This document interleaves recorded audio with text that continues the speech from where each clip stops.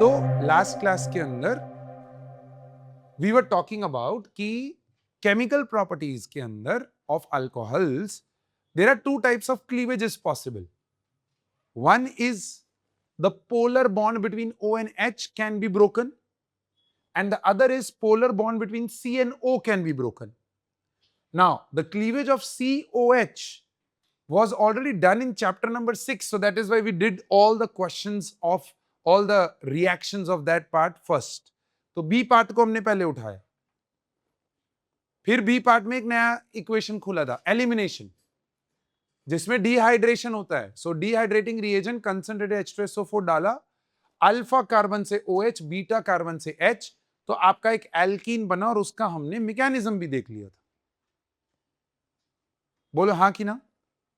Clear है ये चीज? फर्स्ट टू स्टेप्स के नाम, formation of protonated alcohol, formation of carbocation.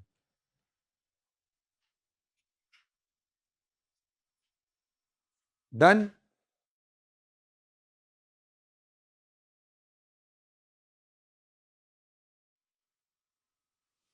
आगे बढ़े.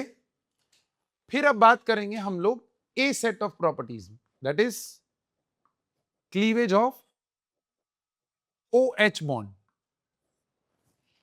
ठीक है, अब OH को तोड़ेंगे हम. अब आप खुद सोचो, अगर आपके पास एक अल्कोहल है ROH, मान लो ऐसा है, ठीक है, इसको आपने तोड़ा, तो जब आप तोड़ोगे O और H के बीच का क्लीवेज करोगे तो do you agree RO minus plus H plus ऐसा निकलेगा. इस प्यारी सी चीज को मेरे प्यारे दोस्त बोलते हैं अल्कोक्साइड आयन. क्या बोलते हैं? Alkoxide ion. और साथ में यहां पर क्या निकला? एक प्रोटॉन. अब सोच के जवाब देना. कोई भी स्पीशी जब पानी में डिसॉल्व होने पे एक प्रोटॉन रिलीज करती है, तो डू यू एग्री कि वो एक एसिड हो जाती है? H प्लस रिलीज करने वाले जो एलिमेंट्स होते हैं, मॉलिक्यूल्स होते हैं, उनको हम लोग एसिड्स बोलते हैं. I hope you know this from class 10th. 11th equilibrium में भी हम पढ़ते हैं, बट 10th की चीज तो याद रह जा रही है क्योंकि बोर्ड के लिए पढ़ते हैं. 11th में थोड़ा माइंड रिलैक्स होता है. तो आपको ये चीज पता चली कि अच्छा, H प्लस के बीच में क्लीवेज करेंगे, O और H के बीच में क्लीवेज करेंगे तो H प्लस निकलेगा. That's a theory. तो मतलब ये एक एसिड है. तो पहली प्रॉपर्टी यहां पर हम बनाने गए, that is acidic character. But question यहां पर ये था कि यार ये एसिडिक हैं, वो प्रूव तो करो. ये तो एक थ्योरी हुई ना कि वो O और H के बीच में क्लीवेज होगा बिकॉज पोलर है बॉन्ड, तो वो H प्लस और RO माइनस बन के निकलेगा. द क्वेश्चन इज प्रूव तो करो. तो मुझे एक बात बताओ, क्या बचपन में आपने एसिड को प्रूव करने के लिए ऐसा कोई रिएक्शन देखा है जिसमें आप HCl जैसे एसिड को Na में जब डिसॉल्व करते हो तो आपको NaCl प्लस H2 गैस मिलता है, which is nothing but pop sound. अब पॉप साउंड जब मिल रहा है तो ये टेस्ट है कि अच्छा हाँ, यहां पर H प्लस निकल रहा होगा तभी तो H2 बन रहा है. तो वही चीज यहां पर एग्जैक्टली वही चीज हमने ट्राई की विद अल्कोहल. तो हमने यहां पर एक अल्कोहल लिया, सिंपल सा एक अल्कोहल लेता हूं, इथेनॉल CH3CH2OH. उसको एक एक्टिव मेटल लाइक सोडियम के साथ ट्रीट किया. तो व्हाट आर वी एक्सपेक्टिंग कि अगर ये एसिडिक है, व्हाट आर वी एक्सपेक्टिंग कि पॉप साउंड आएगा. बोलो हाँ कि ना? तो बस वही हुआ. देखो यहां पर जब हमने किया तो यहां पर एक सॉल्ट बना, that is CH3CH2ONA. Sodium alkoxide बोलते हैं इसको. The common name is sodium alkoxide. But क्योंकि यहां पर 2 कार्बन का अल्कोक्साइड है तो इसका नाम हो जाएगा सोडियम इथॉक्साइड. और साथ में निकला hydrogen gas, which gave us the pop sound. Which gave us what, my dear friend? The pop sound. And that's where we confirm कि yes, alcohols के अंदर acidic nature है. That was yes. pH test भी कर सकते हैं. That was later on found out. तो हम pH टेस्ट भी कर सकते हैं, कोई बड़ी बात नहीं है इसके अंदर. Is this clear? कर सकते हैं. एसिड कैरेक्टर ढूंढने के लिए टेस्टिंग्स बहुत सारी है अपने पास. But this is the proof कि हाँ भाई ये H2 गैस रिलीज कर रही। फिर साइंटिस्ट लोगों ने सोचा थोड़ा और टेस्टिंग मारते हैं। उन्होंने इन अल्कोहल्स को रिएक्ट करवाया with a base, strong base like NaOH। तो यहां पर what are they expecting? CH3 CH2 ONA salt plus water, और ये सॉल्ट जो है वो क्या होगा? प्रेसिपिटेट होगा। तो बस हो रहा है प्रेसिपिटेशन। यहां से भी एक प्रूफ मिला, यहां से भी एक प्रूफ मिला। तो अब भूख नहीं मिट रही, साइंटिस्ट बोले एक और ट्राई करते हैं। तो उन्होंने क्या किया? उन्होंने यही अल्कोहल को एक वीक बेस के साथ ट्राई किया, लाइक NaHCO3, सोडियम बाइकार्बोनेट के साथ ट्राई किया। अब जब ये सोडियम बाइकार्बोनेट के साथ ट्राई किया तो व्हाट आर वी एक्सपेक्टिंग कि ये दोनों मिलके सॉल्ट बनाएंगे, H2O निकलेगा और कार्बन डाइऑक्साइड गैस निकलेगी। कार्बन डाइऑक्साइड गैस का टेस्टिंग एक्सटिंग्विशिंग करता है वो, उसके ऊपर मैच स्टिक लेके जाओगे तो वो बुझ जाएगी। बोलो हाँ कि ना? That's one way. या फिर it will turn lime water milky, and excess डालोगे तो वही मिल्कीनेस खत्म भी हो जाएगी और क्लियर भी हो जाएगी। बोलो हाँ कि ना? 10th में देखो, बोर्ड में जब हम पढ़ते हैं तो एक प्रेशर होता है, तो याद आता है इक्वेशंस। वही चीज यहां पर एग्जैक्टली वही, जो चीज हम एक्सपेक्ट कर रहे थे वो सब हुआ। तो ऑब्वियसली यहां पर भी जो चीज हम एक्सपेक्ट कर रहे हैं वो नहीं हुआ। तो यहां से क्या कंक्लूजन निकला? अब this is the best part. यहां से क्या कंक्लूजन निकला कि भैया एक्टिव मेटल के साथ अल्कोहल बहुत तगड़े से अटैक कर रहा है, स्ट्रॉन्ग बेस के साथ बहुत तगड़ा सॉल्ट बना रहा है, बहुत तगड़ा रिएक्शन कर रहा है। बट जैसे ही बेस को क्या किया मैंने, वीक कर दिया, तो ये रिएक्ट करना बंद कर गया। तो यहां से कंक्लूजन निकला कि भैया हाँ, वो एसिडिक तो हैं, उस पर तो टिक लग गया है, but they are really weak acids. And what do you mean by weak acids? They will dissociate partially. And दुनिया का कोई भी ऑर्गेनिक एसिड है वो वीक की कैटेगरी में जाता है, वो भले कार्बोक्सिलिक एसिड का कोई पार्ट हो या अल्कोहल का कोई पार्ट हो, it is always a weak acid. So, my dear friend, these were the two conclusions which we brought about via these reactions. So now the question over here was कि अच्छा ये पता चला कि ये वीक है, तो क्वेश्चन आया कि ये वीक है क्यों? Why it is weak in nature? ये स्ट्रॉन्ग एसिड क्यों नहीं है? तो वहां पर एक क्वेश्चन खुलता है, why alcohols are weak acids? अब स्टे विद मी, पहले इसको समझो, कॉन्सेप्ट को समझो, बहुत इंपॉर्टेंट है। तो कॉन्सेप्ट ओवर हियर इज कि मेरे पास है RCH2, इसको मैं ऐसे लिख के ऐसे लिख रहा हूं, where what is the thing is कि ये जो R और कार्बन की जो चेन है, एल्काइल की जो चेन है, this is actually doing a plus I effect on this OH group, yes और no? Because alkyl group is electron donating, ये हम 10th में 11th में पढ़ चुके हैं इंडक्टिव इफेक्ट में। तो एल्काइल ग्रुप जो है वो डोनेटिंग है। अब जब ये डोनेटिंग है तो do you agree the polarity is decreasing between OH bond. अब अगर पोलैरिटी डिक्रीज हो गया तो मुझे बताओ, अगर पोलैरिटी डिक्रीज हो गया है तो H प्लस का निकलना डिफिकल्ट हो जाएगा, because more polar the bond, easier H plus अपना H प्लस बना के निकल सकता है। बोलो हाँ कि ना? But less polar the bond, it is difficult for H to move. इसका मैं और दूसरा कारण भी बताता हूं कि मान लो कुछ तिकड़म करके आपने RO माइनस और H प्लस बना भी दिया, मान लो, और क्योंकि वीक है तो रिवर्स भी आएगा। तो एसिड का जो स्ट्रेंथ होता है वो वीक है कि स्ट्रांग है, वो कौन डिसाइड करता है? वो डिसाइड करता है उसका कॉन्जुगेट बेस। ये वर्ड आपने इक्विलिब्रियम चैप्टर में अपने साथ पढ़ा होगा।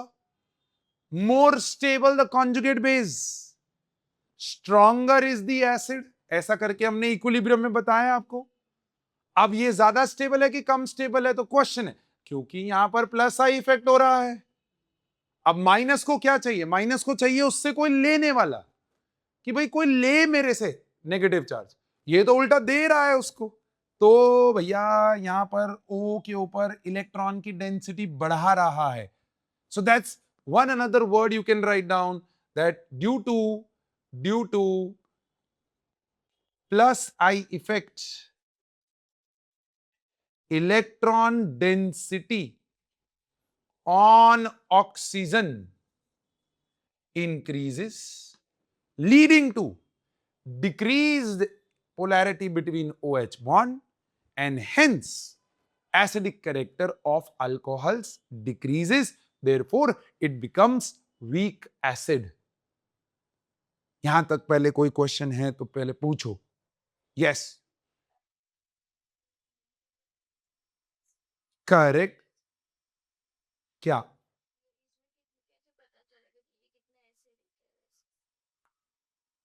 कितना एसिडिक है वो कैसे पता चलेगा? इक्विलिब्रियम चैप्टर पढ़ा है आपने? Good. Do you remember equilibrium constant जैसा कुछ पढ़ा था हमने? That was nothing but concentration of this upon into this upon this. So concentration of RO minus into concentration of H plus divided by concentration of ROH. इसको हम बोलते थे Ka, dissociation constant of acid, and higher the value of this,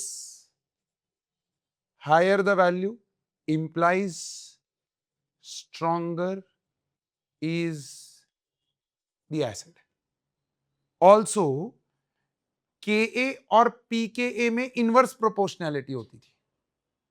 So higher the value of this, more is the acidic character, and lower the value of this, more is the acidic character, because Ka और acidic character एक दूसरे के inverse directly proportional है. तो acidic character और pKa का कैसा relation हो जाएगा? इनवर्स रिलेशन हो जाएगा. अब कई बार ऐसा होता है, आपको वो 3, 4, 5, 6, 10 अल्कोहल्स दे देगा और उनके पीकेए वैल्यूज दे देगा, बोलेगा arrange them in the order of their acidic character. So lower the pKa value, higher is the acidic character. So why alcohols are weak? तो पहला तो आपको यहां पर ये लिखना है, is because of plus I effect, which due to plus I effect, electron density on oxygen increases, leading to decreased polarity between OH bond, and hence they become weak acids. फिर how do we measure this acidic character? तो उसके लिए अगर आपको ये लिखना है तो आप लिख सकते हो, but I would recommend at least ये रिलेशन तो आप अपनी नोटबुक में, कुल बताया मैंने क्वेश्चंस आते हैं कैसे, पीके वैल्यूज दे देगा वो, फिर करते रहो, क्योंकि ये रिलेशन ही नहीं पता तो क्वेश्चन कैसे सॉल्व करोगे. और सिग्निफिकेंटली मैं आपको बता दूं, सिग्निफिकेंटली जितने भी स्टेट बोर्ड एग्जामिनेशंस हैं, जितने भी स्टेट बोर्ड एग्जामिनेशंस हैं, उनके अंदर पैटर्न 50% एमसीक्यूज 50% थ्योरी होता है. सो 50 मार्क्स की आपके जब एमसीक्यूज हैं तो ऐसे क्वेश्चंस निकलने के बहुत चांस होते हैं. नेशनल बोर्ड सीबीएसई आईएससी हो गया, उनके अंदर ऐसा क्वेश्चन डायरेक्टली नहीं पूछा जाता है, उनके अंदर और कॉन्सेप्ट बेस्ड घुसते हैं वो लोग. कैसे घुसते हैं? With in a fraction of minutes I will tell you that, but पहले इस चीज को नोट डाउन करो. So now the question was कि ये एसिडिक हैं, वीक हैं, कितना वीक हैं? एसिडिक स्ट्रेंथ की बात कर रहे हैं हम लोग यहां पर. तो एक तो तरीका है एसिडिक स्ट्रेंथ का के वैल्यू या पीके वैल्यू से पता करने का, बट अगर वो ना हो और सीधा अल्कोहल्स का एसिडिक स्ट्रेंथ पूछ लिया जाए, तो मेरे प्यारे दोस्त acidic strength depends upon the stability of the alkoxide ion that is going to form the conjugate base. अब वो कॉन्जुगेट बेस में नेगेटिव चार्ज है, नेगेटिव चार्ज को अपने से खींचने वाले लोग चाहिए. जितने ज्यादा उसके ऊपर डोनेट करने वाले लोग होंगे उतना एसिडिक कैरेक्टर कम होता चला जाएगा. बोलो हाँ कि ना? तो पहला कंपैरिजन, अब देखो कंपैरिजन क्वेश्चंस के फॉर्म में करेंगे. पहला कंपैरिजन आता है कि पानी और अल्कोहल में कौन ज्यादा एसिडिक है और कौन कम एसिडिक है. तो मेरे प्यारे दोस्त, अगर आप देखोगे O में, यहां पर O के ऊपर दोनों H ही हैं, जबकि यहां पर O में एक साइड R और एक साइड H। अब ये मेरा प्यारा दोस्त प्लस आई इफेक्ट कर रहा है, जबकि यहां पर there is no plus I from hydrogen. बोलो हाँ कि ना? तो यहां पर O और H का बीच का जो पोलैरिटी है कंपेयर टू ओवर हियर ज्यादा होगा। तो therefore water is more acidic compare to alcohol. अब अल्कोहल का एसिडिक रेंज होता है, इट रेंजेस फ्रॉम 6.5 टू 7.3 के बीच में। कुछ कुछ अल्कोहल्स ऑलमोस्ट बेसिक कैरेक्टर की तरफ चले जाते हैं। Point number 1। Point number 2, as the carbon chain increases, as the carbon chain increases, plus I increases। बोलो हाँ कि ना? जितना कार्बन चेन हैवी होता चला जाएगा, प्लस आई बढ़ता चला जाएगा। और अगर प्लस आई बढ़ रहा है तो पोलैरिटी बिटवीन OH बढ़ेगा कि कम होगा? पोलैरिटी बिटवीन OH बढ़ेगा कि कम होगा? कम होगा। तो एसिडिक कैरेक्टर क्या हो जाएगा? कम हो जाएगा। So as the carbon chain increases, plus I effect increases, implies polarity between OH bond decreases, hence acidic character decreases। तो अगर मैंने बोला प्रोपेन वनॉल, ब्यूटेन वनॉल, पेंटेन वनॉल, मैंने बोला इनमें से सबसे ज्यादा एसिडिक कौन है? प्रोपेन वनॉल, बिकॉज उसमें सबसे कम कार्बन है तो लीस्ट प्लस आई। उससे ऊपर तो प्लस आई बढ़ रहा है, तो प्रोपेन वनॉल मोस्ट एसिडिक। तो यहां पर आप ऐसे लिख सकते, propanol is most acidic compare to butanol compare to pentanol. So that's one part of acidic strength. फिर आता है बात कि सर ऐसे तो हमारे पास अल्कोहल 1 डिग्री 2 डिग्री और 3 डिग्री भी होते हैं, तो सर उसमें कैसे कंपैरिजन होगा 1 डिग्री 2 डिग्री और 3 डिग्री? तो let me explain you this. मानो मेरे पास एक 1 डिग्री अल्कोहल है, समथिंग लाइक दिस। फिर मेरे पास 2 डिग्री अल्कोहल है,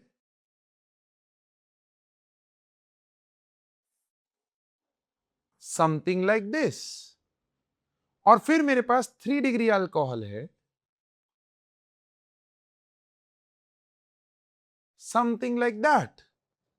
अब आप खुद सोचो, दिमाग लगाओ, क्या यहां पर ये जो प्लस आई हो रहा था वो एक ही कार्बन का था? लेकिन यहां पर देखो, ये जो प्लस आई हो रहा है वो इधर से भी तेरी तो थोड़ा सा यहां पर गलत डायग्राम बन गया। हाँ, यहां पर ये जो प्लस आई हो रहा है वो ये वाले कार्बन से भी हो रहा है और वो ये वाले कार्बन से भी हो रहा है। बोलो हाँ कि ना?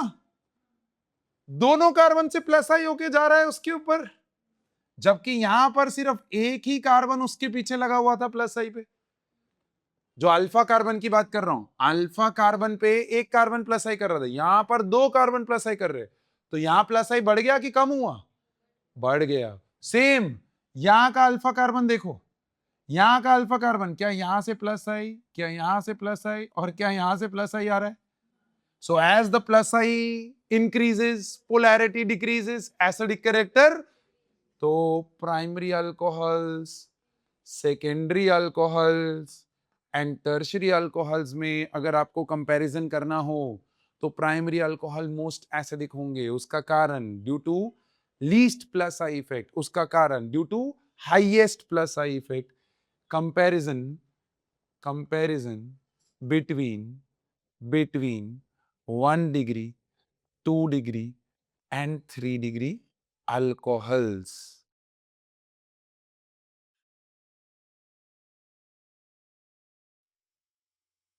बोलो, आई बात समझ में? क्या ये कहानी क्लियर हुई एकदम? कोई भी डाउट यहां पर है प्लीज तुरंत पूछो। एसिडिक कैरेक्टर की प्रॉपर्टी यहां पर खत्म होती है। तो acidic strength, first property of cleavage between OH bond.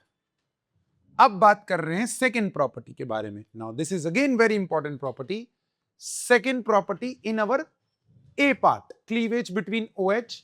इसका नाम आपको बाद में देंगे, पहले प्रॉपर्टी को समझेंगे। देखो, मेरे पास एक अल्कोहल है CH3CH2OH, ध्यान से सुनना।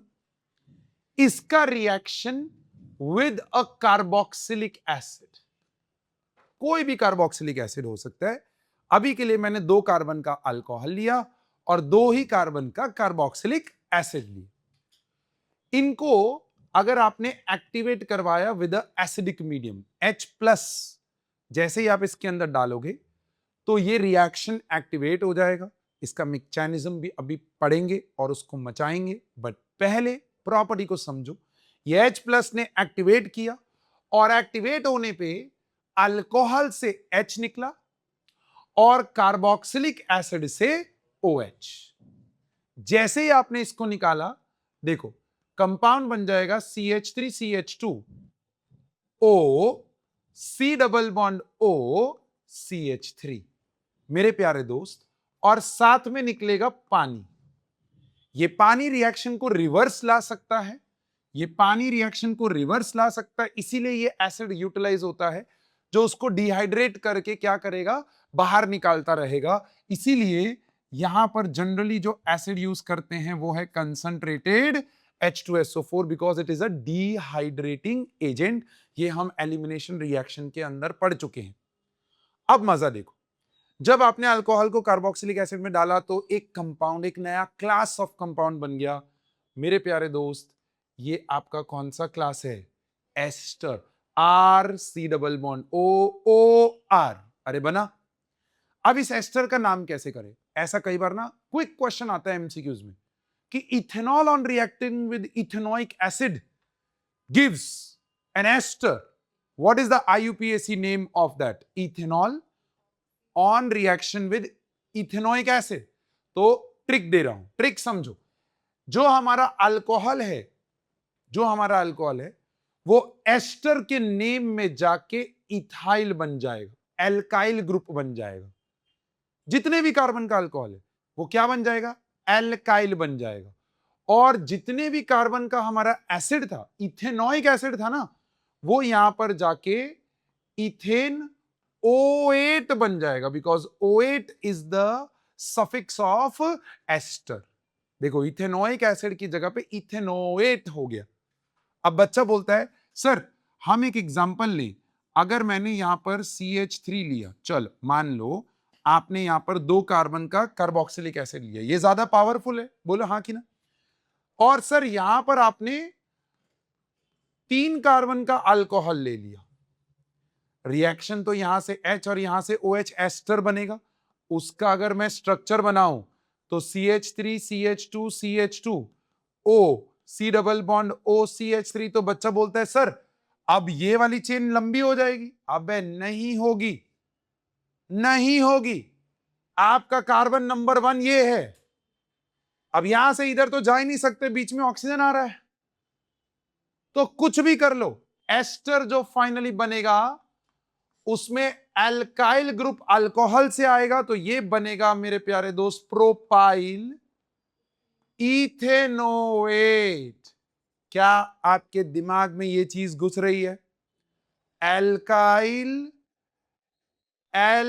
एल्केनोएट। अब मैं इसको जनरलाइज करने जा रहा हूं। अब ये एग्जांपल्स थे। अब मानो इस अल्कोहल की जगह पे यहां पर R था, यहां उसको R' ले लो, और मान लो यहां पर ये वाले कार्बन की जगह पे R था, सो RCOOH and reaction with R'COOH। तो मेरे प्यारे दोस्त, क्या यहां पर आप एग्री करोगे? आपका R' चेन बन जाएगा, ये वाला। और क्या आप एग्री करोगे कि ये वाली जगह पे ये R हो जाएगा, और ये R और C मिलके एल्केनोएट बनाएंगे, और ये R आपका क्या बनाएगा? एल्काइल बनाएगा। क्या आप मेरे साथ हो यहां तक? और क्योंकि अल्कोहल को कार्बोक्सिलिक एसिड के साथ रिएक्ट करने पे एस्टर बन रहा है, तो मेरे प्यारे दोस्त इस पूरे रिएक्शन का नाम आ गया एस्टरिफिकेशन। क्लास 10th में आपने ये चीज पढ़ी हुई है, सुनी हुई है।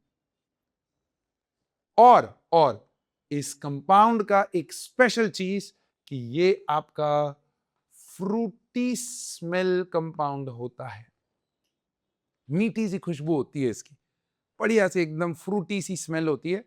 आप इसको लैब में जब आपको करवाया जाएगा स्कूल्स के अंदर तो आपको ये चीज दिखेगी, और दिखेगी कि आप महसूस कर पाओगे कि जब आप एक अल्कोहल और कार्बोक्सिलिक एसिड को रिएक्ट करते हो and when you try to smell it you will feel that fruity smell coming out of it. क्या ये जनरल रिएक्शन समझ में आया?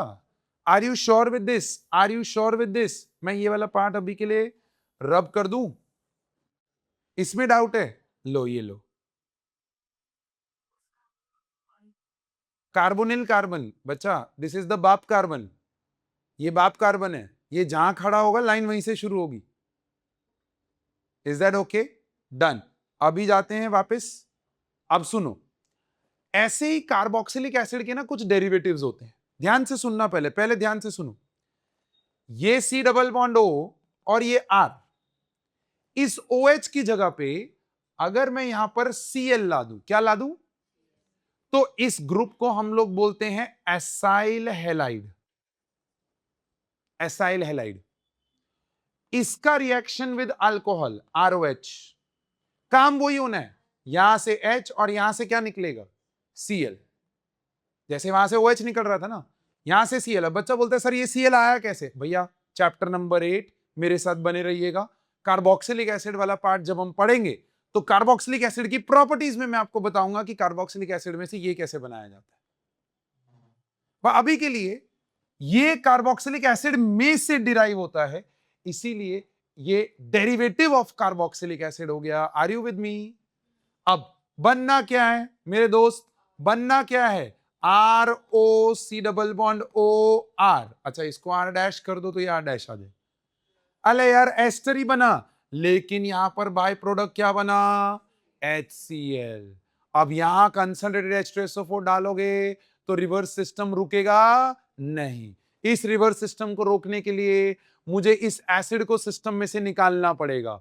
एसिड को सिस्टम में से निकालने के लिए हमें चाहिए एक बेस। बेस, स्ट्रॉन्ग बेस कौन सा है भैया?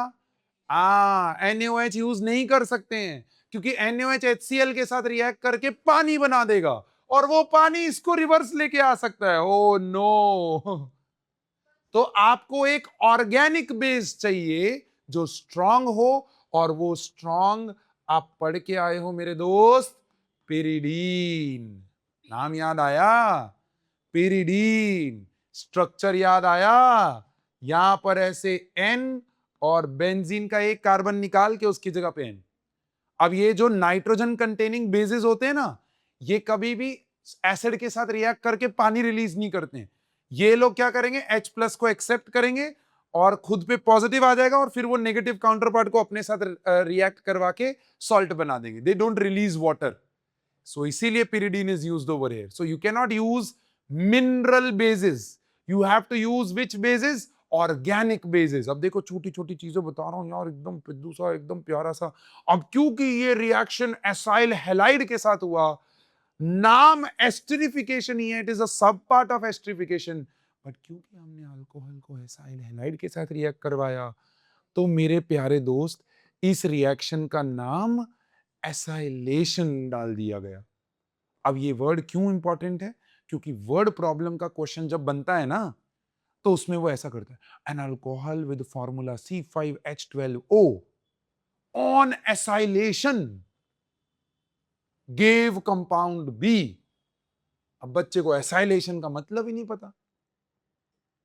इस एसाइलेशन में भी एक सब पार्ट, ध्यान से सुनो पहले, इस एसाइलेशन में भी एक सब पार्ट सुनो कि जब ये R की चेन एसाइल ग्रुप में, जब ये R की चेन सिर्फ CH3 हो जाए, सिर्फ CH3, तो मेरे प्यारे दोस्त इस कंपाउंड का नाम हो जाता है एसिटाइल क्लोराइड। आप हो मेरे साथ यहां तक?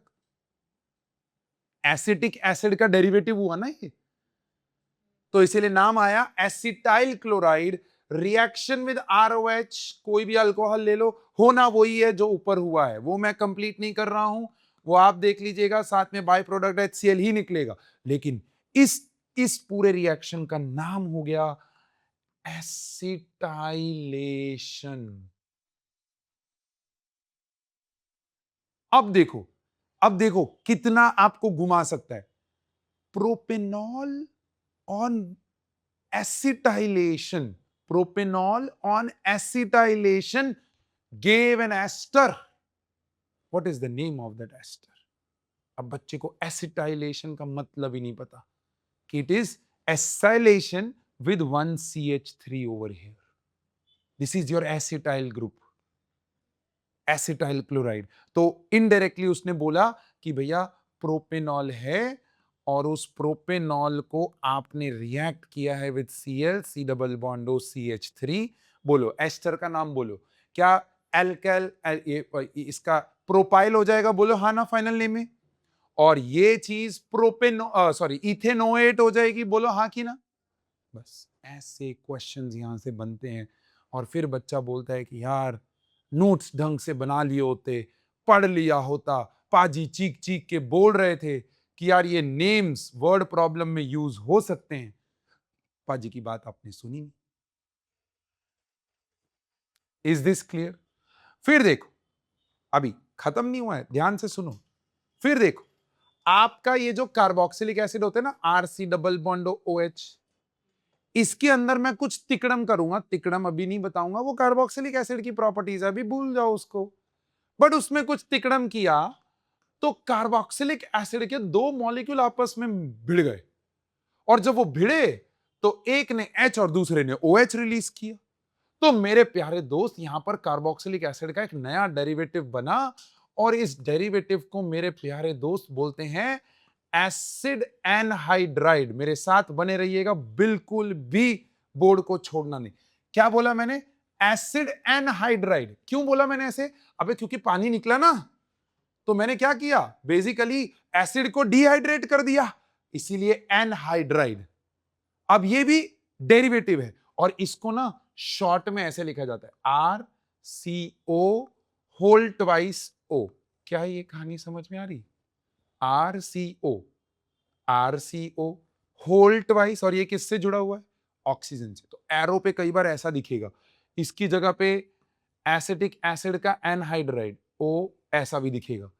तो घबरा मत जाना कि ये क्या दे दिया। अब कहानी वही है।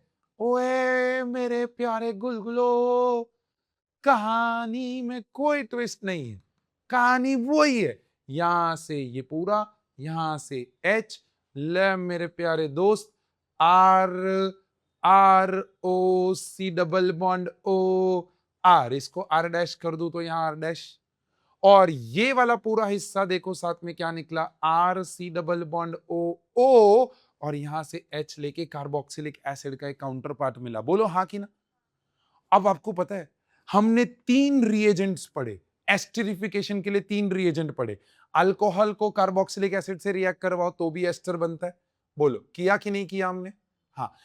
इसको एसाइलेशन करवाओ तो भी एस्टर बनता है, और इसको एसिड एनहाइड्राइड से रिएक्ट करवाओ तो भी एस्टर बनता है। But the best method is this. Why?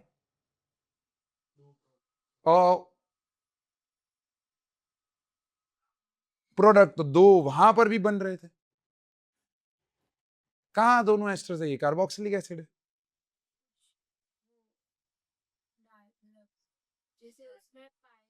Wow, जहां कुछ तो सोचा।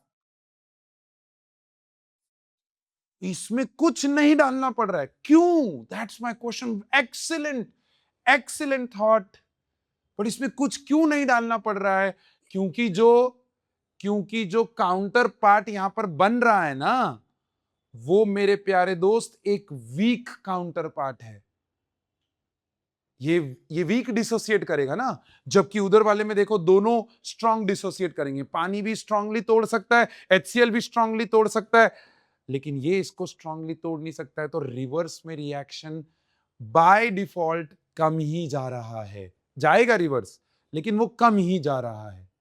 तो यहां कुछ एक्स्ट्रा रिएजेंट की जरूरत नहीं पड़ती है, आप सीधा एसिड एनहाइड्राइड के साथ रिएक्शन करोगे तो ये मिल जाएगा। अब यहां से देखो बच्चा, ये कहीं पे भी मेंशन नहीं है, कोई नहीं पूछने वाला है आपको, लेकिन ये मैंने आपके दिमाग में इसलिए डाला ताकि वो रिएजेंट जो एरो पे लिखा है ना, वो आपको पता चले कि अच्छा वहां वहां क्यों डाला है, यहां क्यों नहीं डाला।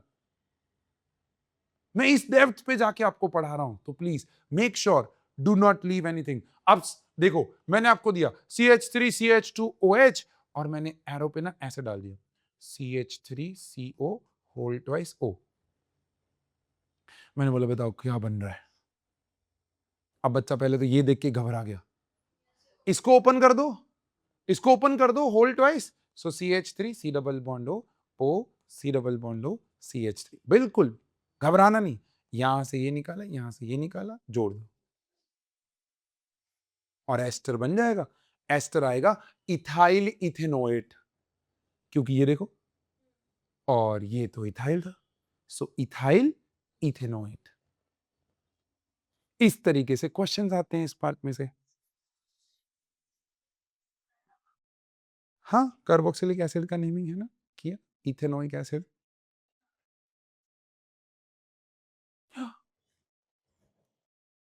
एस्टरिफिकेशन, उसके 3 सब part, reaction with carboxylic acid, reaction with acyl halide जिसको एसाइलेशन बोलते हैं, and reaction with acid anhydride. बनना एस्टर ही है, but the best is this, why? Because the counter part formed is weak and hence the reverse reaction is slightly less compared to the first two. All yours for next 30 seconds. So this was esterification, my dear friends. बात आती है कि इस esterification का mechanism कैसे मचेगा। अब देखो, ये मैकेनिज्म आप मेरे साथ साथ करेंगे। इस मैकेनिज्म के आगे हैशटैग ओ डाल देंगे। ओ का मतलब ऑड वन आउट, है ना, कि मतलब ये पूछा नहीं गया आज तक। मेरे हिसाब से chances are also very less, क्योंकि आप जब मैकेनिज्म देखोगे तो आपको पता चल जाएगा कि हाँ सही में मच रहा है भाई ये, है ना। देखो, तो यहां पर स्टार्ट होती है कहानी कार्बोक्सिलिक एसिड से। उस कार्बोक्सिलिक एसिड पे पहले अपना H+ जो है वो जाके एक्टिवेट करता है। उसको कहां एक्टिवेट करेगा, ध्यान से सुनना। कार्बोनिल कार्बन का जो ऑक्सीजन है ना, वहां से लोन पेयर इसके ऊपर अटैक करेगा और ये चीज कन्वर्ट हो जाएगी इनटू RCOH और यहां पर प्लस, कार्बोनिल कार्बन पे प्लस आ जाएगा और ऑक्सीजन का लोन पेयर जो अटैच हुआ उसका नेगेटिव यहां से उसने ले लिया। So this lone pair will be transferred over here pi bond, and वो पाई बॉन्ड जो है वो H की तरफ ट्रांसफर हुआ। जैसे ये प्लस हुआ ना, इस प्लस का फायदा मेरे प्यारे दोस्त हमारे अल्कोहल मॉलिक्यूल ने उठाया। अल्कोहल में 2-2 लोन पेयर होते हैं यहां पर, यस। अब ये लोन पेयर ने जाके यहां पर अटैक किया। जैसे अटैक किया तो RC, ध्यान से देखना, OH और यहां पर OH और यहां पर R। अच्छा, इसको R डैश कर देते हैं ताकि इजी रहे डिफरेंशिएट करने की। और इस ऑक्सीजन पे एक लोन पेयर के साथ साथ प्लस आ गया। देखो, क्योंकि ये न्यूट्रल था, उसने अपना लोन पेयर डोनेट किया तो ऑक्सीजन पे प्लस आ गया।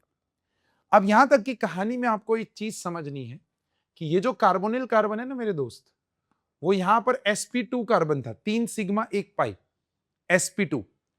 और क्योंकि वो sp2 था तो वो ट्राइगोनल प्लेनर था, ठीक है, it was a planar molecule. But जैसे ही वो अल्कोहल ने उसके ऊपर अटैक किया ना, तो वो 4 सिग्मा बॉन्ड वाला sp3 हाइब्रिडाइज्ड कार्बन बन गया।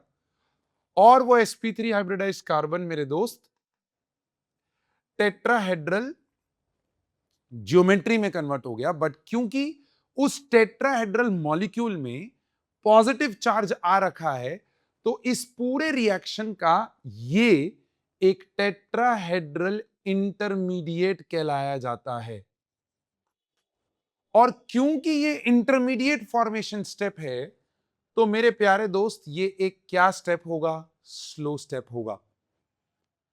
अब इस स्लो स्टेप से आगे कहानी थोड़ी कॉम्प्लिकेटेड है, ध्यान से समझना। तो ये जो ऑक्सीजन पे प्लस आया है ना, oxygen is a very electronegative atom. वो बोला भाई हेलो, मैं प्लस नहीं रख सकता हूं। तो ये जो आजू बाजू वाले OH ग्रुप्स थे ना, वो बोले यार हम तेरी हेल्प करते हैं, रुकना, हमारे पास लोन पेयर है। तो तू एक काम कर, तू ये H से अपना लोन पेयर खींच, तो इससे प्लस आएगा, ये प्लस पे मैं अपना लोन पेयर डोनेट करूंगा। इसको हम लोग बोलते हैं प्रोटॉन ट्रांसफर स्टेप। ध्यान से देखना, प्रोटॉन का क्या हुआ, ट्रांसफर हुआ फ्रॉम वन टू अनदर। अब इस जगह पे आर सी, ध्यान से देखना, ये चीज ओ आर डैश हो गई। ध्यान से देखना, ओ आर डैश को मैं इधर ले गया और नीचे की साइड पे ये ओ एच एच और इस पे प्लस आ गया। ये न्यूट्रल था ना, इस पे प्लस आ गया और ये ऊपर वाला ओ एच तो एज इट इज है, वो एज इट इज। अब ये ऑक्सीजन बोला अरे मेरे पे प्लस आ गया, ना ना ना मैं नहीं रख सकता। तो ये वाला ऑक्सीजन बोला यार मेरे पास भी लोन पे है, तू एक काम कर ट्रांसफर कर दे मुझे।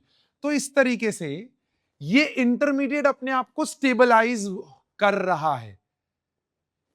कार्बोकेटायन स्टेबलाइजेशन, वैसे टेट्राहेड्रल इंटरमीडिएट स्टेबलाइज क्यों हो रहा है, इज बिकॉज क्योंकि ये प्रोटॉन ट्रांसफर से 3 जगह पे ये इंटरमीडिएट स्टेबलाइज हो सकता है। उसका एक हिस्सा मैंने आपको दिखाया। अब क्या हुआ कि क्योंकि ये प्रोटॉन ट्रांसफर से स्टेबलाइज हो रहा है, फिर यहां पर जो ये ऑक्सीजन था, फाइनली उसने क्या किया, उसने कार्बन से अपना लोन पेयर खींचा। अब जब कार्बन से लोन पेयर खींचा, इस स्टेप को ध्यान से समझना, जब कार्बन से लोन पेयर खींचा तो कार्बन पे पॉजिटिव आया होगा। उस पॉजिटिव को कार्बन ने कैसे स्टेबलाइज किया, ध्यान से देखो, कार्बन को कैसे स्टेबलाइज किया, उसने इस ऑक्सीजन से अपना लोन पेयर खींचा कि तू वापस आ भाई, मेरे ऊपर पॉजिटिव आ गया है। और जब उसने अपना लोन पेयर खींचा तो ऑक्सीजन पे पॉजिटिव आया, तो ऑक्सीजन ने हाइड्रोजन से अपना लोन पेयर खींचा। तो इस स्टेप में ये पानी बन के निकला, उस पानी बनने में कार्बन पे पॉजिटिव, तो उसने ऑक्सीजन से खींचा, ऑक्सीजन से खींचा तो ऑक्सीजन ने हाइड्रोजन से खींचा। तो देखो मेरे प्यारे दोस्त, फाइनली आर सी, ये डबल बॉन्ड ओ हो जाएगा, दिख रहा है, ये ओ आर डैश रहेगा और साथ में यहां पर पानी निकल जाएगा और जो H प्लस आपने स्टार्टिंग में यूज किया था वो H प्लस यहां से निकल जाएगा। So acid is acting as a catalyst, as a dehydrating reagent in this system. So this is the entire mechanism of esterification. Now let's do a test over here. Let's do a test. And I'm telling you, do this test. It will be very, very helpful. The file is here. File is saved. Don't worry about it. What you have to do is, for the next 30 to 40 seconds, you have to look at the screen. Right? Pause your video over here, screen को यहां पर देखो। अब जब आप screen के ऊपर देख रहे हो तो पहले अंडरस्टैंड करो कि अच्छा कौन सा एरो कहां गया, क्यों गया, what is the logic behind that thing, and then take a photographic image of this board, leave half a page for mechanism, go home and do this mechanism on your own. Go home and do this mechanism on your own. What is the worst that can happen? कि आप पहले step पे रुक जाओगे। That's the worst.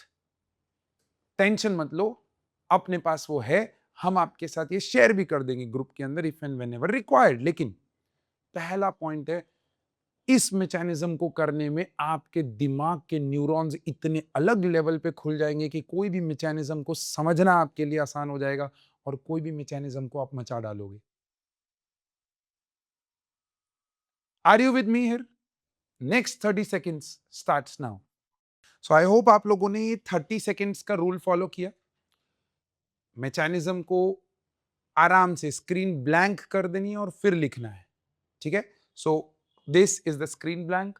Now go home, write this mechanism and try to figure out what is happening in this mechanism and मचा दो। मैं बता रहा हूं, आप लोग इस मैकेनिज्म को अच्छे से करो, आपका बाकी सारे मैकेनिज्म्स की क्लैरिटी आ जाएगी। Is this clear? So this was esterification my dear friend. Now comes आपका last property of alcohol, a set B set, cleavage of CO, cleavage of OH। C is nothing but oxidation of alcohol, oxidation of alcohol. Last property of alcohol, and इसके बाद आपका alcohol complete हो जाएगा। अब मेरे पास alcohol ऐसा कुछ होता है, यस, RCH2OH। मुझे एक बात बताओ, क्या आपको याद आ रहा है कि एल्डिहाइड को रिड्यूस करते थे तो क्या मिलता था? एल्डिहाइड का reduction 1 degree alcohol. Is this a 1 degree alcohol? RCH2OH, is this a 1 degree alcohol? Yes. तो अगर एल्डिहाइड को रिडक्शन करने पे 1 डिग्री अल्कोहल मिल रहा है, तो 1 डिग्री अल्कोहल का ऑक्सीडेशन करने पे क्या मिलेगा? एल्डिहाइड। देखो यहां पर टिंग टिंग टिंग, O से H निकलेगा और अल्फा कार्बन से H निकलेगा। ऑक्सीडेशन, रिमूवल ऑफ हाइड्रोजन हो जाएगा यूजिंग एन ऑक्सीडाइजिंग एजेंट। क्या यूज करेंगे हम यहां पर? अभी बिल्कुल भी एकदम टेंशन नहीं लेना, सब समझाएंगे। ऑक्सीडाइजिंग एजेंट डाला, ये चीज कन्वर्ट हो गई RC, देखो ये डबल बॉन्ड O हो जाएगा और यहां पर H हो जाएगा, एल्डिहाइड बन गया। बट बच्चा बोलता है 1 मिनट सर, कार्बोक्सिलिक एसिड के भी रिडक्शन पे हमें 1 डिग्री अल्कोहल ही तो मिलता था। तो दैट्स योर रिएक्शन नंबर 2, कि अगर आप यहां पर मेरे प्यारे दोस्त एक 1 डिग्री अल्कोहल ले ले और उसमें स्ट्रॉन्ग ऑक्सीडाइजिंग एजेंट डाल दें, तो यहां से H, यहां से H बनेगा आपका पहले एल्डिहाइड ही, लेकिन एल्डिहाइड का जो कार्बोनाइल हाइड्रोजन होता है, कार्बोनाइल कार्बन के साथ जो हाइड्रोजन जुड़ा है, it's a very reactive hydrogen, and since the oxidising agent is strong, तो ये चीज फर्दर ऑक्सीडाइज होगी और RC डबल बॉन्ड OH में कन्वर्ट हो जाएगी। ऑन द अदर हैंड, अगर आपको एल्डिहाइड पर रिएक्शन को रोकना है, जो हमने ऊपर लिखा, तो करना ऑक्सीडेशन ही है, लेकिन कैसा ऑक्सीडाइजिंग एजेंट डालोगे? वीक। एंड ट्रस्ट मी, जब आप एक सबस्ट्रेट से प्रोडक्ट जा सकते हो और प्रोडक्ट से वापस सबस्ट्रेट पे आ सकते हो, ऐसे साइक्लिक रिएक्शंस आपके कन्वर्जन्स में बहुत यूज होते हैं, बहुत ज्यादा। मैं आपको इसका एक हिंट देता हूं। क्या आपको पता है कि कोई भी अल्कोहल को एल्काइल हैलाइड में अगर मुझे लेके जाना है तो what is the reagent? SOCl2। Perfectly right, SOCl2। और अगर मुझे इस एल्काइल हैलाइड को वापस अल्कोहल में लेके जाना है तो what is the reagent? NaOH aqueous, nucleophilic substitution. अब आप सोचो कितने सारे ऐसे कन्वर्जन आपने किए हैं जिसमें आपने ये साइक्लिक कन्वर्जन का यूज किया होगा। अल्कोहल दिया होता था, उसको पहले अल्काइल हैलाइड में कन्वर्ट करते थे और फिर अल्काइल हैलाइड से आगे न्यूक्लियोफिलिक सब्स्टिट्यूशन करते थे।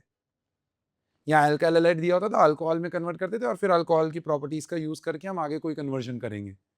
जैसे आपको बोल दिया कन्वर्ट प्रोपेनॉल, ना convert propyl chloride to propanoic acid, convert propyl chloride to propanoic acid. तो पहले मैं क्या करूंगा? प्रोपाइल क्लोराइड को प्रोपेनॉल में कन्वर्ट कर लूंगा और फिर ये प्रॉपर्टी यूज कर लूंगा कि भाई 1 डिग्री अल्कोहल है, उसके ऊपर स्ट्रॉन्ग ऑक्सीडाइजिंग एजेंट डाला तो प्रोपेनोइक एसिड बन जाएगा। इस तरीके से आपके chapters in organic chemistry link होना चालू होंगे। एंड जैसा मैंने यहां बताया, वैसे ही यहां पर भी हो रहा है कि आप एल्डिहाइड से अल्कोहल जा सकते हो और अल्कोहल से वापस एल्डिहाइड आ सकते हो।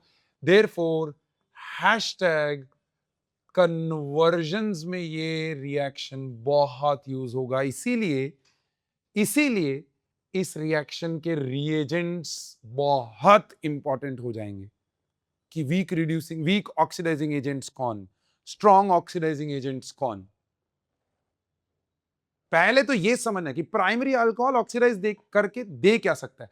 ऐसे ही क्या आपको याद है सेकेंडरी अल्कोहल कीटोन के रिडक्शन से बनता था, यस और नो? तो अगर मैंने यहां पर एक सेकेंडरी अल्कोहल लिया ऑफ दिस सॉर्ट, RCr, इधर H और इधर OH, सेकेंडरी अल्कोहल हो गया भैया। इसका अगर आपने ऑक्सीडेशन किया तो डू यू एग्री कि यहां से H और अल्फा कार्बन से H निकल जाएगा? क्या मेरे को R C double bond O और आर मिल जाएगा? बोलो हाँ कि ना। अब क्या ये कार्बोनिल पे एक्टिव एच है क्या? नहीं है, तो इसका फर्दर ऑक्सीडेशन पॉसिबल। तो आप यहां पर स्ट्रॉन्ग यूज करो, वीक यूज करो, secondary alcohols will always give ketone on what? Oxidation. So this is the reaction of secondary alcohol. This is the reaction of primary alcohol. अब मेरे प्यारे दोस्त सोचो और बताओ कौन सा ऐसा कार्बोनिल कंपाउंड था जिसके रिडक्शन से टर्शरी अल्कोहल मिलता था? एस्टर से टर्शरी अल्कोहल मिलता था.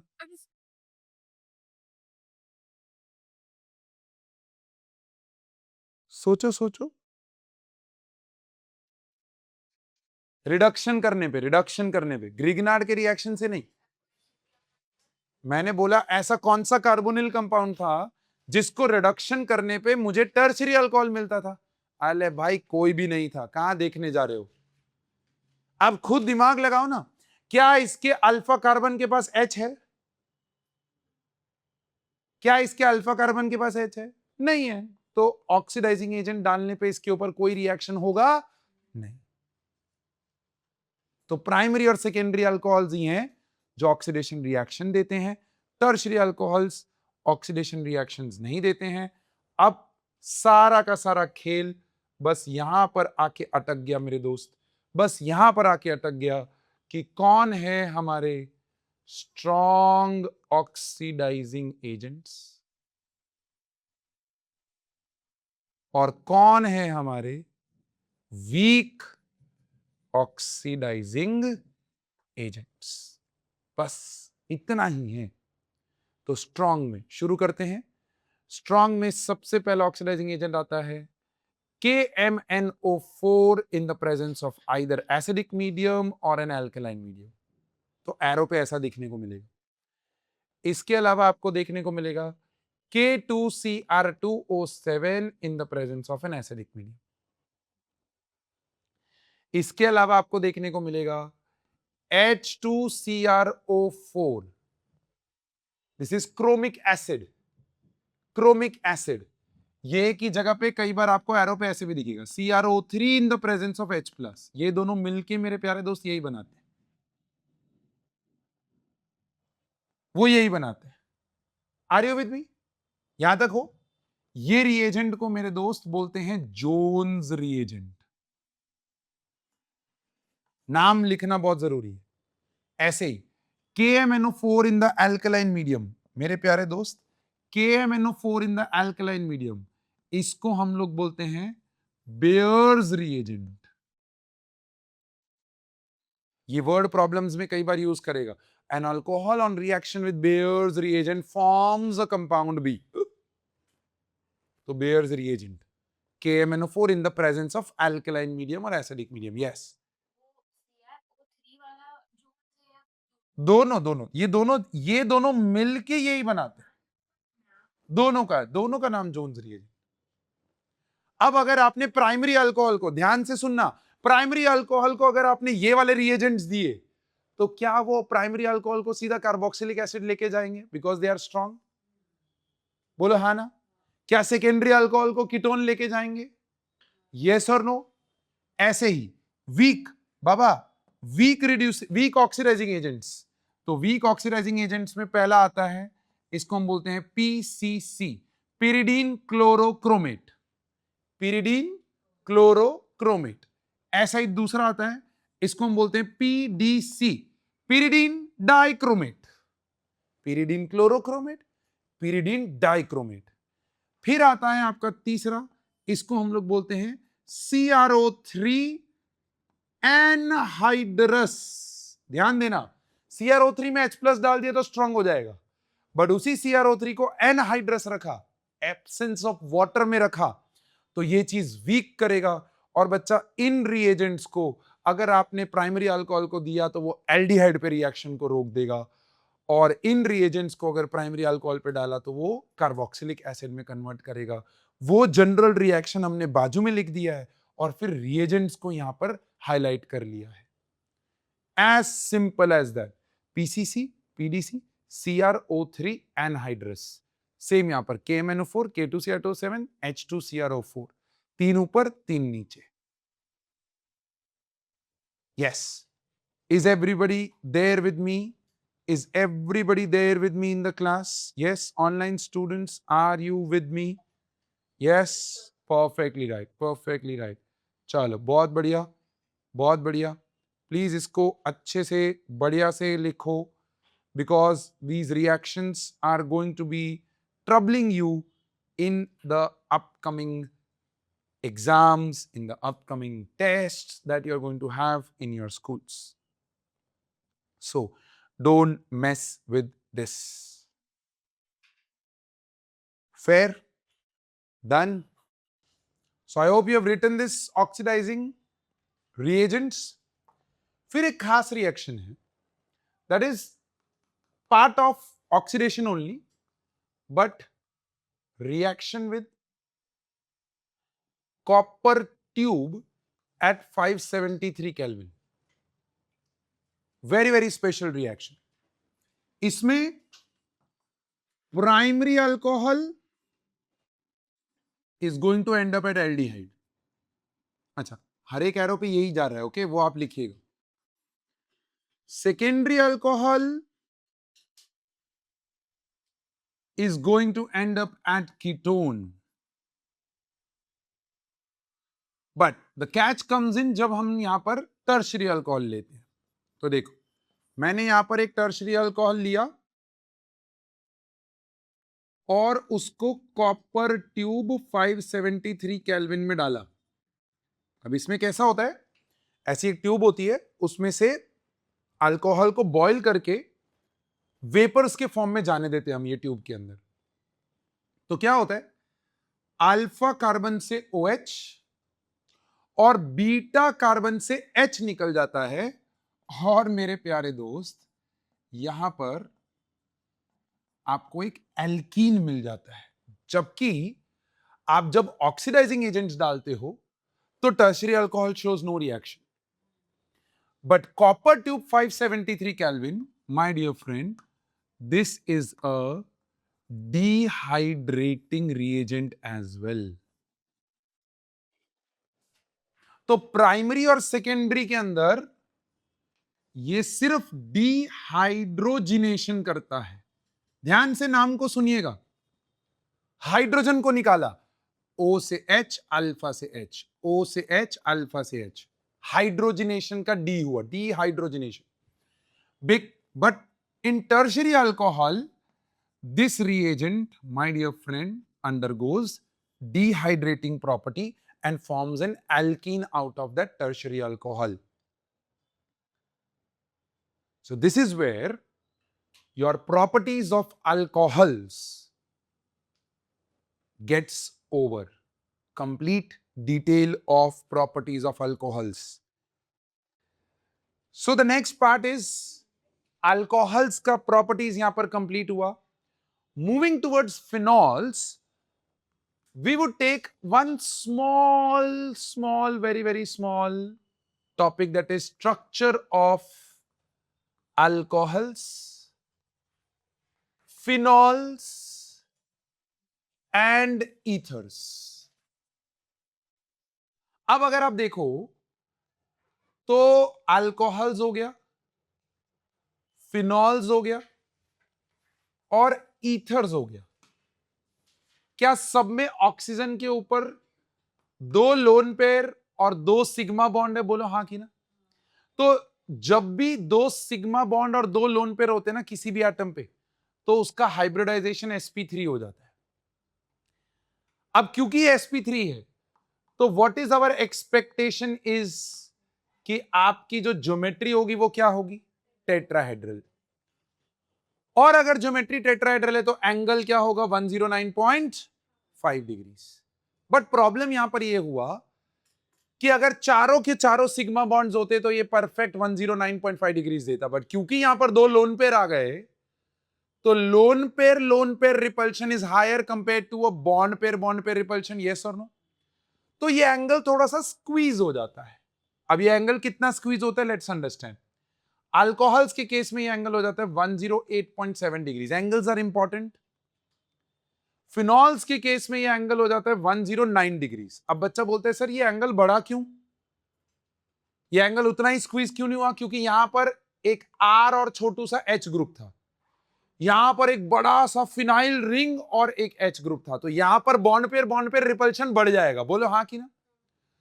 तो बच्चा बोलता है एक मिनट सर, फिर तो आर और आर ये तो दोनों साइड बल्कि ग्रुप हो गए, तो सर यहां पर तो रिपल्शन मैक्सिमम होगा। हाँ भाई, इतना मैक्सिमम है कि यहां पर एंगल 111.7 डिग्री टेट्राहेड्रल एंगल से भी ज्यादा हो जाता है। Is this clear? तो आपका जो ज्योमेट्री है, पहले तो वो आपको ये चीज समझनी है कि it is a distorted tetrahedral because of the presence of lone pair. Then why the angle of ethers, why the angle of ethers goes beyond tetrahedral angle? It is because of two bulky groups around oxygen, which leads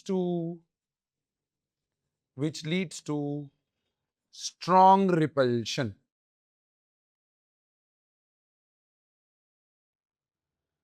That's one part, angle.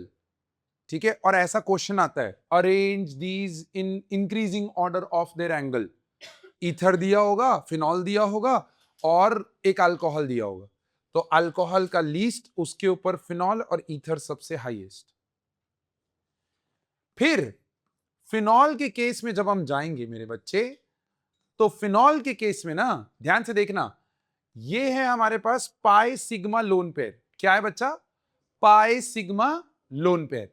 तो क्या होता है, यहां पर conjugation start हो जाता है। अब इस कॉन्जुगेशन होने की वजह से ये रिंग में कॉन्जुगेशन स्टार्ट हो जाएगा पाई सिग्मा लोन पे।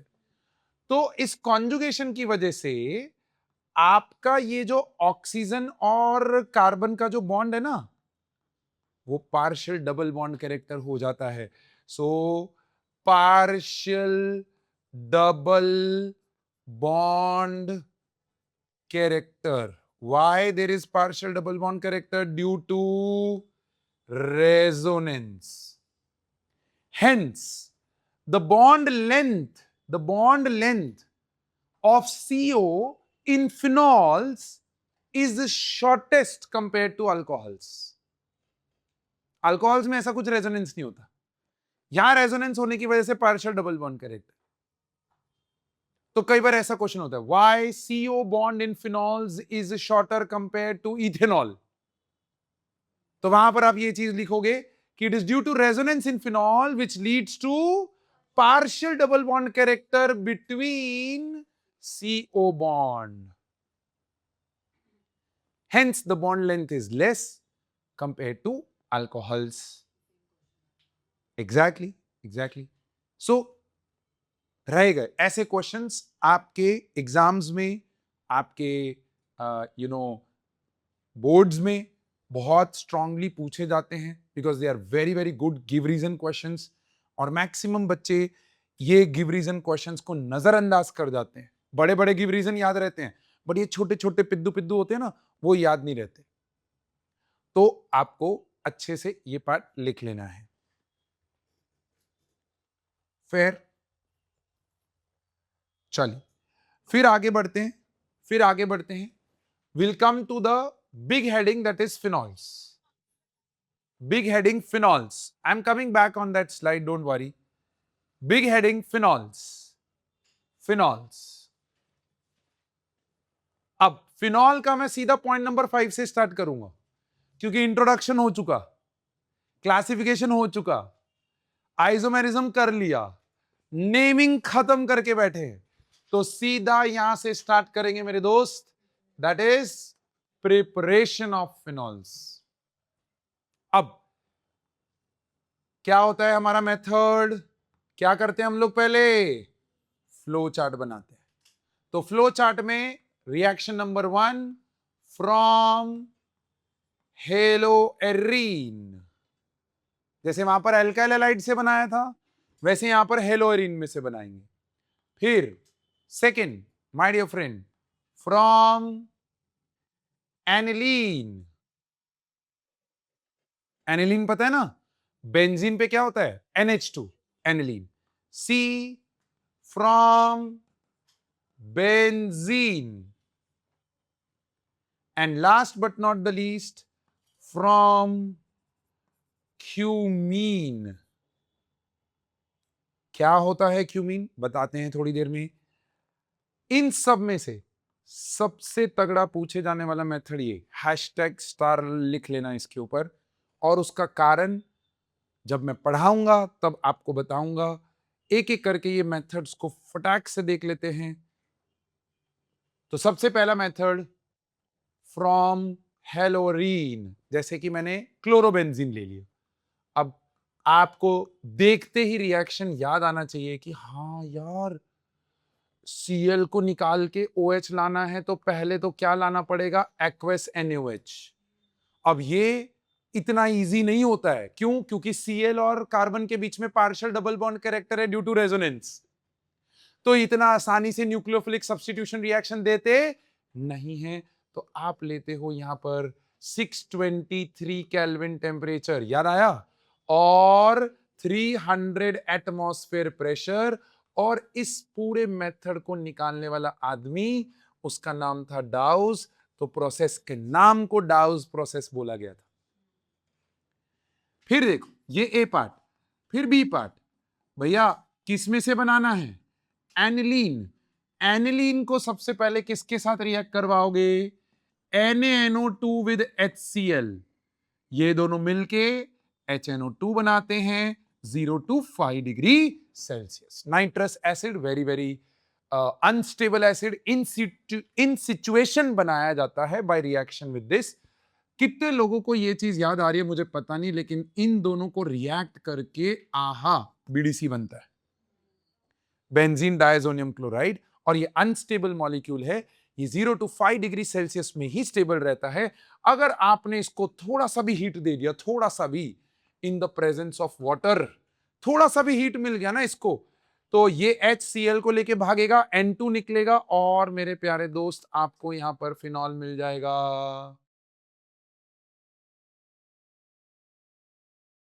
थोड़ा सा भी हीट पानी के प्रेजेंस में, खत्म। ठीक है। Method number C, method number C, benzene का reaction with a very interesting compound H2S2O7, इसको हम बोलते हैं ओलियम। अच्छा, what is oleum? Oleum is a storage form of sulphuric acid. Sulphuric acid concentrated को आप स्टोर नहीं कर सकते हो, क्योंकि उसके बीकर्स है ना, सड़ने चालू हो जाते हैं, कोरोसिव होता है वो। तो हम H2S2O7 के फॉर्म में उसको स्टोर करते हैं। जब जब सल्फ्यूरिक एसिड चाहिए उतना पानी डाल के सल्फ्यूरिक एसिड बना लेते हैं इसमें। काम वही है। याद करो, बेंजीन पे कंसंट्रेटेड सल्फ्यूरिक एसिड, तो सल्फोनेशन होता था, याद आया, SO3H। हाँ, तो इसके ऊपर रिएक्ट करवाया with NaOH in step 1। Step 2 में हमने कर दिया हाइड्रोलिसिस। तो मेरे प्यारे दोस्त, ये Na पहले इसके साथ सॉल्ट बनाएगा, Na2SO3 बना के बाहर निकलेगा, और आपका पीछे जो है वो फिनॉल बन जाएगा, और साथ में मेरे दोस्त Na2SO3 बाहर निकल जाएगा, सॉल्ट बना के निकलेगा वो। Is this clear? चलो next, next, last but not the least, the topic for today, that is D. D, that is preparation from cumene. Cumene का नाम होता है आइसोप्रोपाइल बेंजीन। Isopropyl benzene. अब देखो बच्चा, ये रहा मेरे पास बेंजीन, और उसके ऊपर मैंने डाल दिया आइसोप्रोपाइल ग्रुप। ऐसा ही होता है ना आइसोप्रोपाइल, यहां पर है H, यहां पर है CH3, और यहां पर है CH3। इस क्यूमीन को मैंने नेसेंट ऑक्सीजन दी। अब ये नेसेंट ऑक्सीजन पता है किस पे अटैक करेगा, बेंजाइल कार्बन पे अटैक करेगा। ध्यान से देखना प्लीज, प्रोसेस बहुत इंपॉर्टेंट है। बेंजाइल कार्बन पे जाके ये एक परॉक्सी लिंकेज बना देगा ऐसा, बाकी ऊपर CH3 और CH3 रह रहा है, परॉक्सी लिंकेज। इसको हम लोग बोलते हैं cumene hydro peroxide. Very very unstable compound, but it's an intermediate. इस इंटरमीडिएट को बेसिक मीडियम में, अल्कलाइन मीडियम में हल्का सा हीट किया, तो यहां से ये आहा फ्री रेडिकल्स बन के टूटेंगे। ये free radical, oxygen free radical, इस पूरे कार्बन को तंग करेगा और वो पूरा का पूरा कार्बन को पुश करेगा अपने साथ निकलने के लिए। तो इसका एक बाई प्रोडक्ट बनता है प्रोसेस का CH3, C double bond O CH3, और देखो बचा क्या पीछे, OH। तो ये जो फिनाइल का फ्री रेडिकल बना ना, उसके ऊपर OH लग जाएगा, तो फिनॉल बन गई। अब ये मेथड पे मैंने हैशटैग क्यों डाला था? बिकॉज ये method is the best commercial method to prepare phenol. Can anyone guess why? Exactly, क्योंकि इसमें एक बाय प्रोडक्ट बन रहा है जो कि काफी यूजफुल बाय प्रोडक्ट है। एसीटोन आपका नेल पॉलिश रिमूवर होता है। तो जो इंडस्ट्री इस मेथड से फिनॉल बना रही है, वो फिनॉल को तो बेच ही रही है, साथ साथ में कीटोन को एक्सट्रैक्ट करके कीटोन को भी बेच रही है। तो एक तीर से दो निशाने लग रहे हैं और double income. So best industrial method, very very important. इस पार्ट में से कन्वर्जन सीधा आते हैं, convert isopropyl benzene to phenol. तो ये पूरा मेथड बताना है। Convert cumene to phenol. How will you prepare phenol from cumene? What is, explain the best commercial method of preparation of phenol. इस तरह से लैंग्वेज यूज करेगा, हर एक का आंसर यही है। But the question over here is, sir cumene कैसे बनता है? तो यहां पर ये एक FYI है, FYI कोई आपसे पूछने वाला, बट क्यूमीन कैसे बनता है? तो माय डियर फ्रेंड, ये मैं अपने टेस्ट के अंदर ऐसा बच्चों के दिमाग के साथ खेल दूं कि बेंजीन पे मैंने यहां पर क्वेश्चन मार्क डाल दिया और साथ में यहां पर दिया CH, CH3, CH3, और फिर यहां पर मैं ऐसे करके लिख देता हूं, step 1 nascent oxygen, step 2 NaOH, and step 3 is H3O+, और यहां पर compound A. I tell you identify this X and A.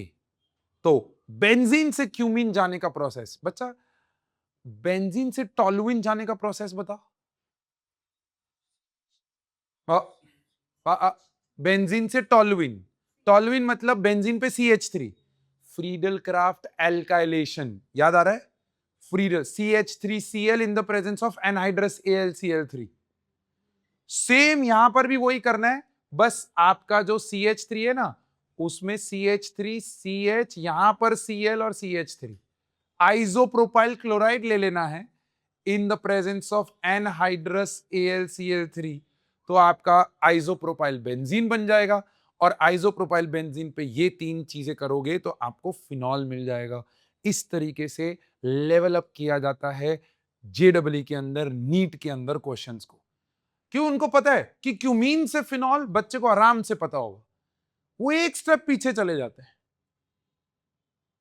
अब अगर इसको और एक लेवल अप करना है तो मैं बीच का प्रोडक्ट बनाऊंगा, ए प्रोडक्ट यहां पर रखूंगा, यहां पर मैं ये दे दूंगा, तो ए से ये बना, या फिर ये दे दूंगा, ए क्या है, बी क्या है, और ये करके सी क्या है, तो ABC आइडेंटिफाई करो, लेवल अप हो गया। रिएजेंट सारे दे दिए, अब रिएजेंट्स के ऊपर खेल रहा है। या फिर मिक्स एंड मैच कर दिया कि प्रोडक्ट भी बताओ, रिएजेंट भी बताओ, लेवल अप हो गए क्वेश्चंस। बोर्ड में आइसोप्रोपाइल बेंजीन टू फिनॉल ऐसा कन्वर्जन आ सकता है, बट आपके कॉम्पिटिटिव में इस तरीके से लेवल अप होते हैं questions. So my dear friend, we'll stop for today over here. Lot of content has been covered in today's class.